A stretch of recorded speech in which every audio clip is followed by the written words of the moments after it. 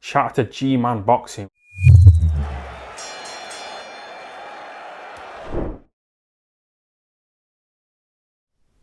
Dereck Chisora on Twitter, right? He released a video of him basically FaceTiming Joseph Parker. Okay, I know the day before he was showing like him dialing a number for Joe Parker, and he's like, "Well, no one's picking up. He doesn't want the fight."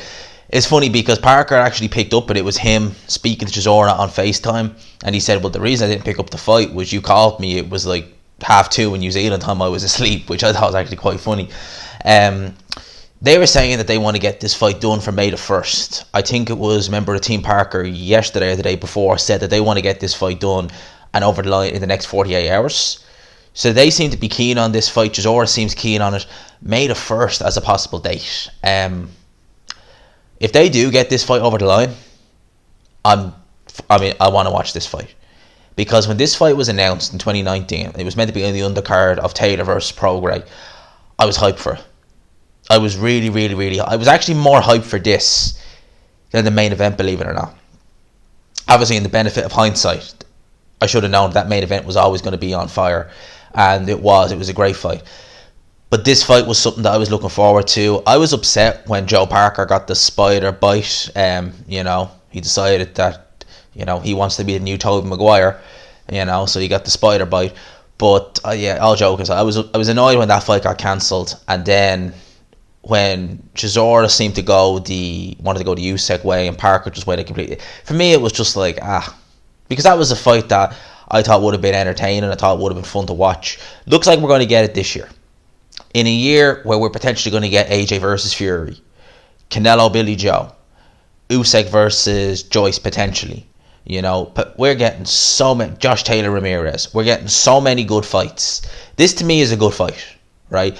I think that Junior Fa and Joe Parker, it always had stinker written all over it. I just assumed, given the fact that this was a domestic clash, it might bring something out in Parker, and he might be able to, make it more of a spectacle than a lot of people thought it would be. I was wrong. A lot of other people had the same thinking as me. They thought it would have been better than it was, just because of the fact, it was a spectacle in New Zealand. We got it wrong. It was a stinker. Chisora, from a style point of view, he is going to bring it. He is going to be all over Joe Parker, like a bad smell. That's what he's going to be like. So for me, this could bring out the best in Joe Parker. It really could, because he's actually going to have to, bite down his gum shield to try and keep Chisora off him. So we'll definitely see a better fight. In terms of Parker now, today he announced that he is no longer working with Kevin Barry, and he is going to be basing himself out of New Zealand full time. Right?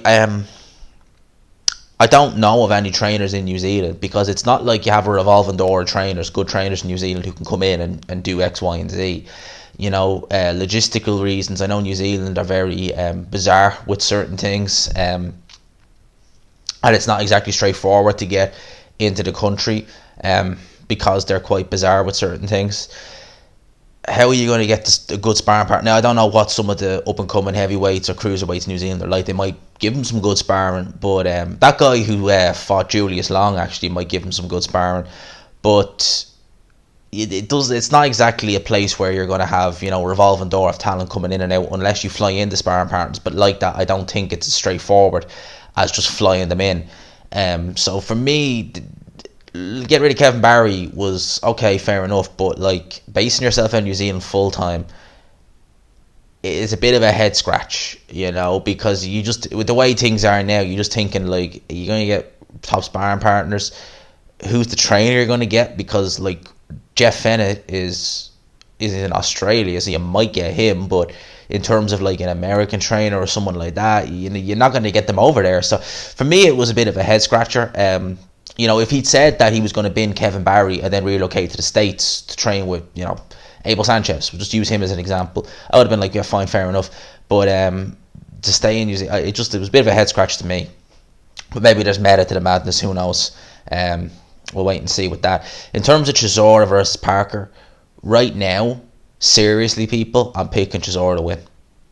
If this fight takes place, I've got Chisora in that fight. I think he's going to win him. I think he'll outwork Parker and win on points.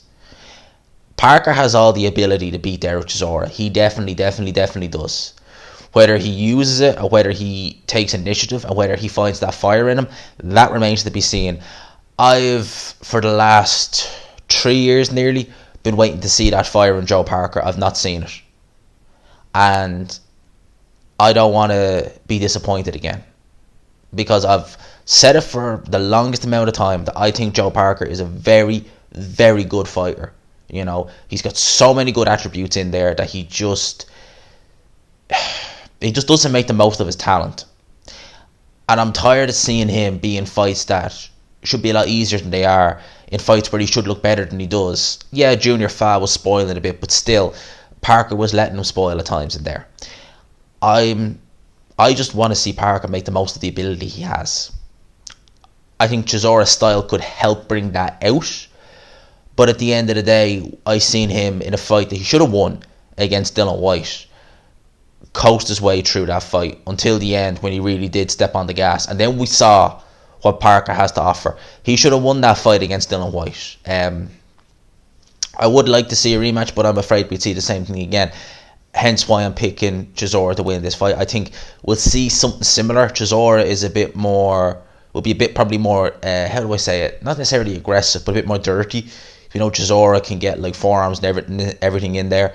So we'll see how he looks against Chisora. But I think Chisora might just outwork him. Seriously, I think Chisora might just outwork Joe Parker. I think if Joe Parker is looking to just spoil, survive, and, you know, box his way to a points decision, that might not work out necessarily. I'm sure Parker hits hard enough to trouble Chisora. I'm sure he does. I'm sure that he has the hand speed to bother Chisora. I'm sure he has the foot speed if he's in the 230s. I'm sure he has the ability. But finding that meanness is a different story. That's a different story. And I don't know. I've given him the benefit of the doubt so many times. This time we'll see it, and I've not seen it. And I just think, you know what? If we're not seeing it now, then I don't think we will.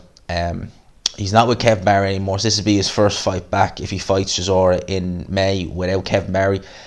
As I said, I don't know, I'm not up to speed with many of the trainers in New Zealand, who is there, who's available, and some of their track history. Maybe I know I have subscribers in New Zealand. If you know any trainers who you might recommend, I'll gladly look them up.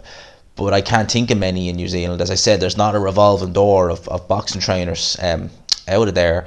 And with regards to getting sparring partners in, like that guy, I can't remember the guy's name, but the guy who fought Julius Long, I cannot remember his name.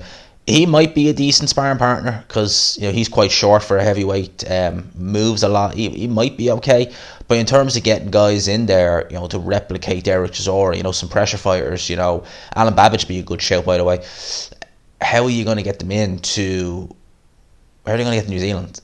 Because they're very bizarre with some of their rules, extremely bizarre. So I don't know how you're going to get them in there, but, you know, that remains to be seen. We'll wait and see. We'll wait and see how this goes, this fight. If it takes place, who do you have? Let me know in the comment section below. Hope you enjoyed the video. Smash the like button, please, lads, if you could. Leave your comments. What do you think? And if anyone does know any other trainers in New Zealand, you know, I know Jeff Fennick is in Australia, but I'm assuming Australia, New Zealand, it wouldn't be much of an issue with travel, I would assume. And Jeff Fennick, one thing is he's a fitness fanatic. Jeff Fennick, his fighters are always in good shape. And Jeff Fennick, yeah, he's been around. You know, he trained Mike Tyson briefly for a while, near the end of Tyson's career, so that might be an interesting fit. But let me know in the comment section as well, and the other trainers. Hope you liked the video. If you did, smash the like button. #GMAS rocks, all that good stuff. Lads and lassies, I'll talk to you. Peace.